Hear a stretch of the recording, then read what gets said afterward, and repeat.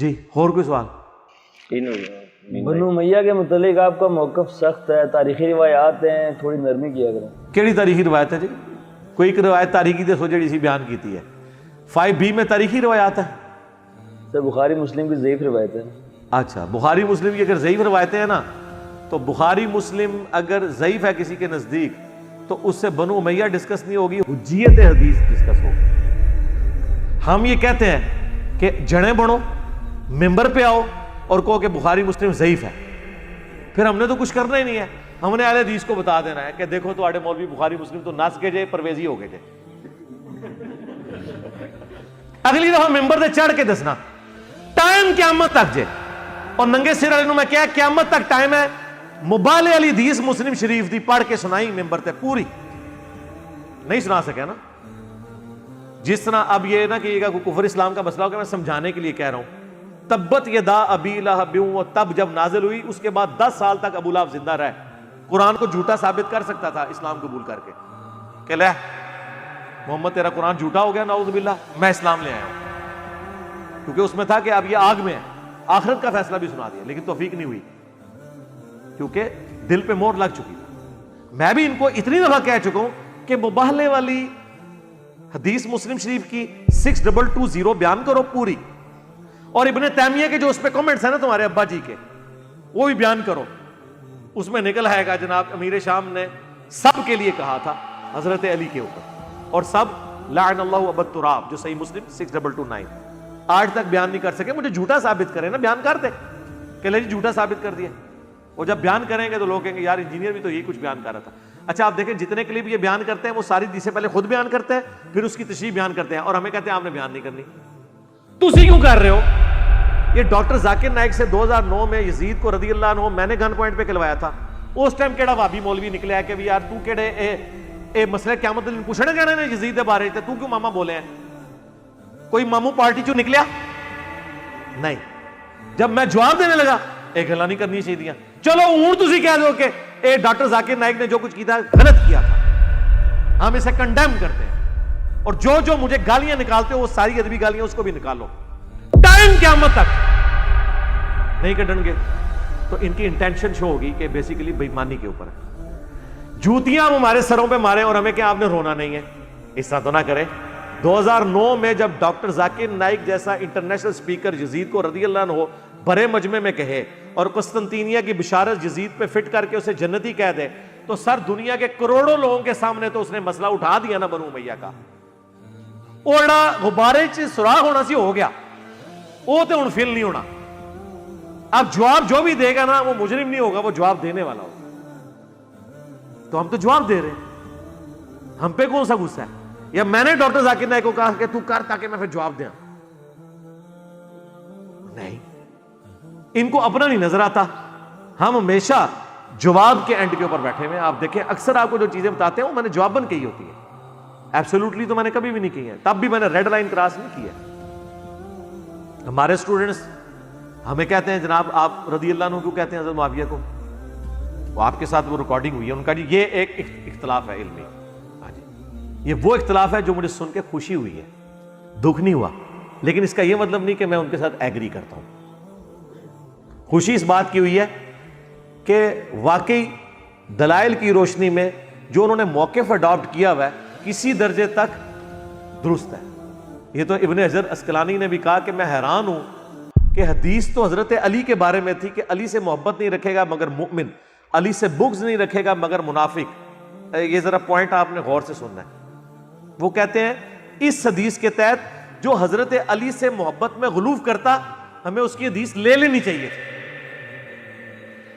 کیونکہ حضور نے کہا تھا محبت مومن کرے گا اور بغض کون رکھے گا مگر منافق. کہتے ہیں لیکن بات الٹ ہے کہ جو بغض رکھنے والے ناسبی ہیں ان کی حدیثیں تو بخاری مسلم میں آئی ہوئی ہیں، اور جو محبت میں غلو کرنے والے ہیں ان کو ہم نے رافضی شیعہ کہہ کے ان کی حدیثیں ایکسیپٹ نہیں کی ہیں.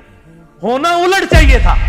یہ بڑی لاجیکل بات کیا، اور ابن حجر اسقلانی اس پہ گلٹ فیل کرتے ہیں کہ یار یہ تو حضرت علی کے بارے میں تھا کہ مومن محبت کرے گا بغض منافق رکھے گا، لہذا سینٹرڈ تو علی کے گرد ہونا چاہیے تھا کہ اگر کوئی محبت میں تھوڑا غلوب بھی کر لیتا نا، ہم کہتے ہیں نہیں حضرت علی سے ہی محبت کی ہے نا، لے لو اس کی حدیث. ہم نے کیا کیا؟ جو بغض رکھنے والے تھے جو لانتے کرنے والے تھے ناسبی, ان کی حدیثیں لے لی کہ ہے تو ناسبی لیکن صدوق ہے. پوائنٹ میں وزن کتنا ہے, سمجھ آ گئی آپ کو میری بات؟ ناسبین کی تو لینی نہیں چاہیے تھی, کیونکہ حضور نے کہا کہ منافق ہوگا جو بغض رکھے گا, محبت کرنے والے کو کہا کہ مومن ہوگا. محبت میں غلوف کرنے والی کی تو لی کوئی نہیں, اور یہاں پہ بغض رکھنے والے کی لے لی. یہ نہیں لینی چاہیے تھی, اس کے تو پھر بھی چانس تھے لینے کے, یا دونوں کی نہ لیتے یا دونوں کی لے لیتے. اگر وہ حدیث لینی تھی فضائل صحابہ کی کہ علی تیری وجہ سے دو فرقے, حضرت علی نے اپنے بارے میں خود کہا, ظاہر نبی اسلام کے بتانے پہ ہی ہے. طبرانی والی جو اور مسند احمد کی روایت ہے وہ مرفوع کمزور ہے, لیکن اس کی موقوفاً سند فضائل صحابہ احمد بن حنبل کی کتاب میں ہے کہ میری وجہ سے دو فرقے جہنم میں جائیں گے اور دو گمراہ ہوں گے, ایک میری محبت میں غلوب کر کے, ایک میری دشمنی میں. تو سرکار پھر ایک کرائٹیریا رکھتے ہیں نا, ایسا تو نہیں ہونا چاہیے تھا. تو خدا کے لیے اللہ سے ڈر جائیں. اور پھر یہ رافضیت کی ڈیفینیشن یہ کب سے ہوگی کہ امیر شام سے اختلاف رکھنے والا رافضی ہے؟ یہ ذرا بتائیں کس سلف نے یہ ڈیفینیشن کی ہے؟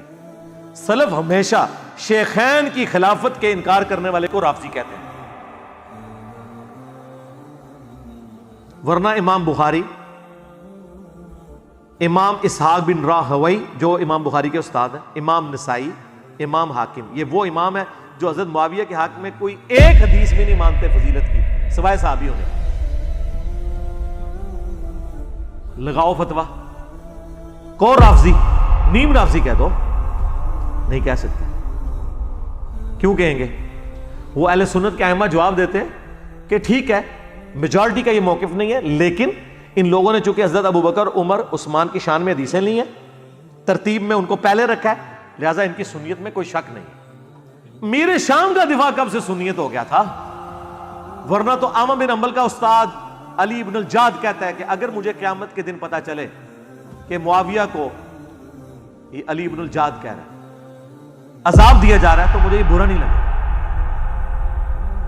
یہ شیخ زبیر صاحب نے قیام رمضان والی کتاب میں یہ نقل کیا ہے دیوبندیوں کو سنانے کے لیے, لیکن پھر کہا کہ نہیں, علی ابن الجاد کو ہم پھر بھی اہل سنت کا امام مانتے ہیں کیونکہ اس کی حدیث کی کتاب ہے مسند علی ابن الجاد, اور احمد بن حنبل کا استاد ہے. احمد بن حنبل نے اس سے حدیثیں لی ہوئی ہیں. تو اگر کوئی اہل سنت کے اماموں کا امام ہو یہ بات کر کے کہ معاویہ کو اگر قیامت کے عذاب ہو تو مجھے برا نہیں لگے گا, اور وہ نیم رافضی نہ ہو, سنیوں کا امام ہو, سرکار اسی تو شاہی کوئی نہیں پھر. ہاں اسی تو شاہی نہیں. اور ابن سیرین بڑا رٹ لگاتے ہیں.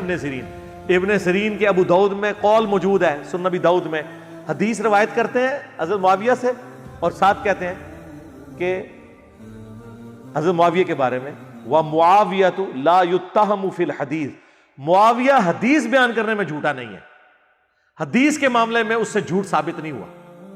یہ وہ حضرت ابو بکر, عمر, عثمان کے بارے میں اور علی کے بارے میں تو نہیں کہہ رہے کہ انہوں نے حدیث میں کبھی جھوٹ نہیں بولا. ہاں اس بندے کو سنگل آؤٹ انہوں نے کیا کیا, وَمُعَاوِيَةُ لَا يُتَّهَمُ فِي الْحَدِيثِ, معاویہ پہ تہمت نہیں کہ اس نے کوئی حدیث گھڑی ہو. یعنی اور تو بہت کچھ ہویا ہے, حضور تے جھوٹ نہیں بندیا کدے. یہی مطلب ہے نا. اگر یہ فضیلت ہے تو سب سے پہلے حضرت ابو بکر کے لیے ہونی چاہیے تھی کہ ابو بکر پہ کوئی تہمت نہیں حدیث گھڑنے کی. تو بیسیکلی وہ مقدمہ لڑ رہے تھے کہ یار میں حدیث لینے لگا ہوں ابن سیرین حضرت معاویہ سے, تو کوئی یہ نہ ہو کہ مجھے کوئی ناسبی کہنا شروع کر دے تو میں بتا دوں کہ میں حدیث کے معاملے میں صرف ان کو عادل مانتا ہوں. کہتا نا صحابہ کلہم عدول, وہ روایت حدیث میں ہے سرکار. ہاں وہ ہم بھی مانتے ہیں کوئی حدیث ثابت نہیں ہے تو کوئی گھڑی ہو, کوئی ایک روایت نہیں ہے.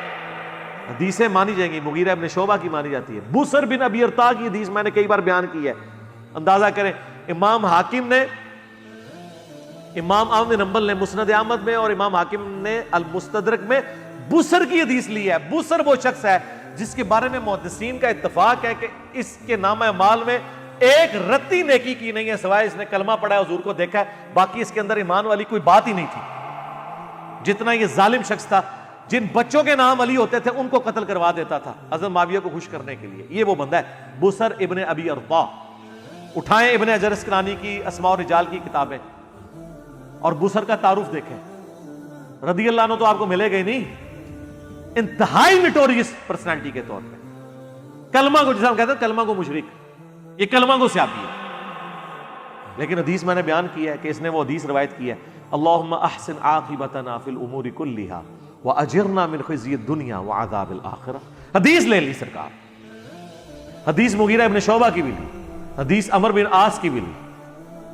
عمر بن عاص کی تو ویسے ہی لیتے ہیں کیونکہ انہوں نے آ کے کہا تھا کہ وہ معاویہ وہ عمار قتل ہو گیا, اور حضور نے فرمایا تھا عمار کو ایک باغی جماعت قتل کرے گی. تو سرکار حدیثیں کیوں نہ لیں, ہم سب کی لے رہے ہیں. تو یہ سارے محدثین کو گن پوائنٹ میں میں نہیں کہا تھا کہ ساری وہ حدیثیں چن چن کے اپنی کتابوں میں ڈالیں. اس طرح کی حدیثیں انہوں نے حضرت ابو بکر, عمر, عثمان